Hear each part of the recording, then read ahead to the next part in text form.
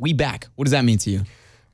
We Back to me, I think the reason I wanted to cut that song, one, I think the song's cool. And again, it's a big tempo thing that just, it goes like so well with our live shows and stuff. But, the other thing is I feel like for the last couple albums, we've kind of leaned more on some of the slower songs, Any Old Bar Stool and Drowns of Whiskey and those kind of things. And, I just remember thinking with this record, it's like, man, this is what we do too, and like this is really what got us to the dance was this rock and roll kind of thing. And I don't want people to forget that, we still do that as well. And it's not like, we were gone, but it was almost like, hey, we haven't done this for a while, but, we're back and we're going to keep it rolling like we did with Hicktown and those things. And so I don't know, man, it's just, that's such a huge part of my sound and what I do. And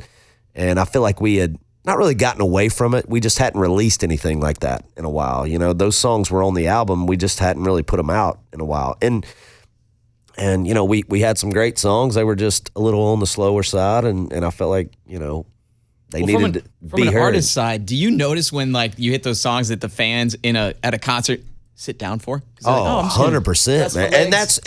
And it's honestly, that's one of the things. It's like, when you start releasing a lot of mids and ballads, you make it easy and Drowns of Whiskey and Any Old Bar Stool and those kind of things, you put those songs in your show. And so then when you're trying to put your show together, you kind of you're looking and you're like, man, it's just, the show just feels like it needs some energy somewhere,